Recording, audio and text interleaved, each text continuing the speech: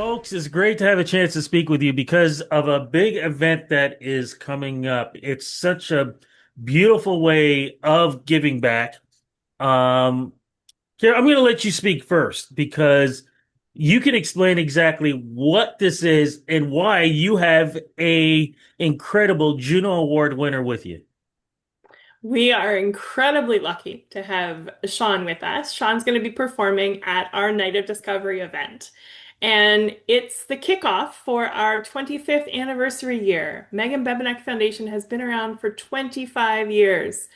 And through those 25 years, we've been funding research to help families that are affected by pediatric brain tumors. So it's milestone year for us. I can't think of a better place to kick off our year at rather than the Elmo and with Sean on stage. So it's going to be a fun night.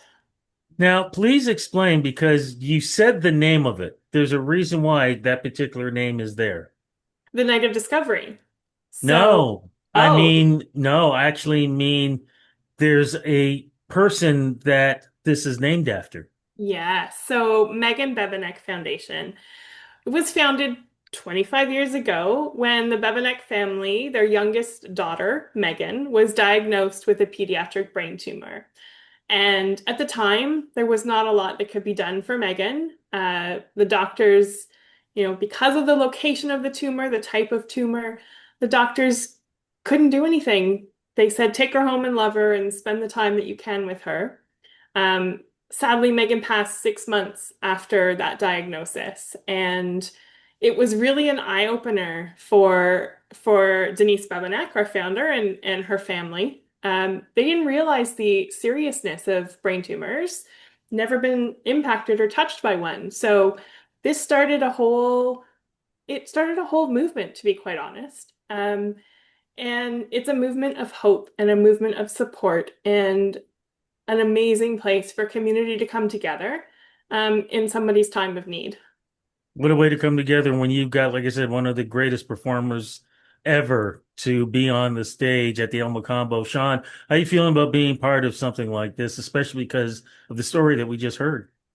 Oh, listen, I've been moved by this foundation since when was that, Kara? Was that May or April or May, yeah, May. May? Yeah, we did well they put on something called Megan's Hug, and they do a walk from Lakeshore all the way up to Sick Kids. And I was fortunate enough to be able to sing the hug song where all the volunteers, all the people that are part of this actually wrap themselves around Sick Kids Hospital and they do a hug as a song is playing. And I got to sing the actual hug song for the night, and it was just incredible. Just I was holding back tears. You see kids, that can't come down and actually be a part of it, at the window, watching this entire thing and listening. And it's just so moving.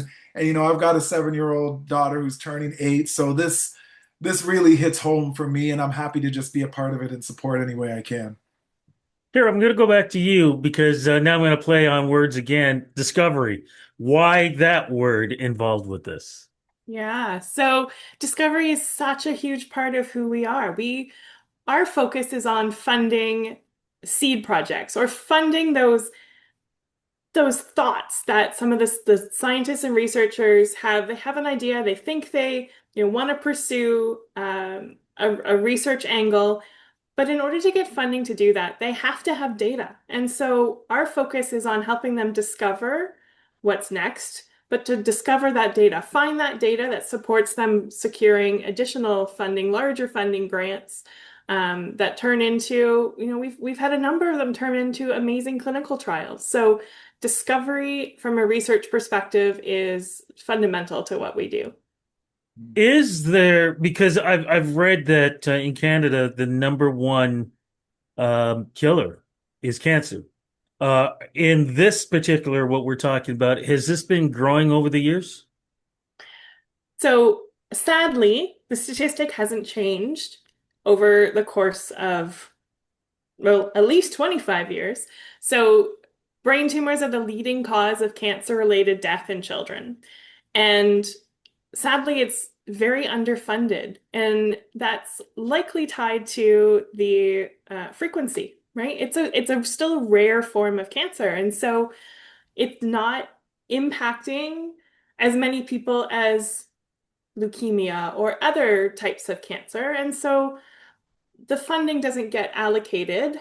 The funding is always allocated to where there's going to have the most benefit and impact. So the fact that this is rare, it's one of the rarer diseases, but it's still the leading cause of cancer-related death. It's tragic, right?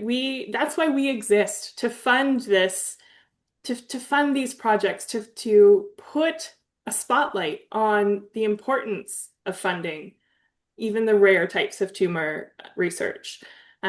So yeah, it's I think, I heard someone speak a few weeks ago, and they were talking about Neil Armstrong and his daughter getting a diagnosis some 50 years ago, I suppose. And she was diagnosed with the same tumor that Megan was diagnosed with 25 years later. And this outcome 50 years ago was the same as it was for Megan 25 years ago. So it's really important that we change that trajectory. And that's what we're focused on, is finding options, finding less impactful treatment options, right? Um, Finding a cure. I mean, that's always the pie in the sky. But yeah, one day we want to see a world where no families and no children are impacted by pediatric brain tumors. John, what's the show going to be like, man? Listen, I'm just bringing what I normally do. Lots of joy, lots of love, lots of uplifting songs, energy. We're gonna make it a party. So I want to make sure that anyone that doesn't know about this foundation, but they know about me, will come on out, and that way they can enjoy the night of great music, but also support an incredible cause. So. That's all. You know what I mean? I'm doing as much as I possibly can. Please, those folks that are listening to this interview right now, if you know me, come on out. Come on out and support this cause, because it's so important. It is so, so very, very important.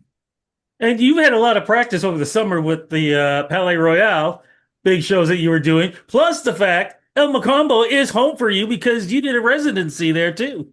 Oh yeah, like listen, I'm warmed up. If this was an Olympic sport, I am warmed up and ready to go. And the Elmo is so amazing. Like the staff there, everything about that place, and it's been renovated. If you haven't been out there, that's a whole other reason to come to this. Not just, you know what I mean? Not just for the foundation, not just to see me, but just to see the place as well. Like this is an incredible opportunity for everyone to just come out and have a great time and support a great cause. What more could you ask for? And there's not a bad seat anywhere. The bartenders, the servers, they're all amazing too. Plus, you have all of that history Yes. around you if you've never been there, from right down to the washroom. Yes. Like history is all over the place.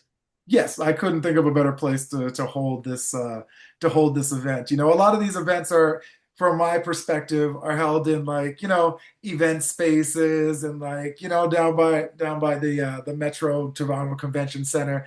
This is an incredible space to hold an event like this, and the energy is going to be there, the history is going to be there. Come on out. Yeah, I'm a promoter. Let's do it.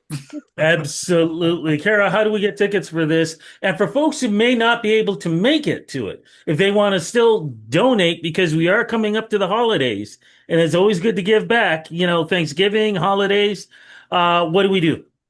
Yeah, you can find all the information on our website, which is meganbebenekfoundation.org. And yeah, you can make a donation there. You can get your tickets there. You can just learn more about the kids that are impacted and have had their lives changed because of supporters and donors like ours. Fantastic. Folks, thank you so much for this. This is a great way to, like I said, as we go into the season of giving, this is a great way to start it off. Thank you so much. Fingers are crossed that one day when we do this interview, it's going to be more of celebrating that we have defeated this, not saying that we need more money. So thank you both so much for what you're doing. Thanks for your time, Rudy. Thanks, Sean. No worries. I'm happy to be here. See you Thank you, next Rudy. week.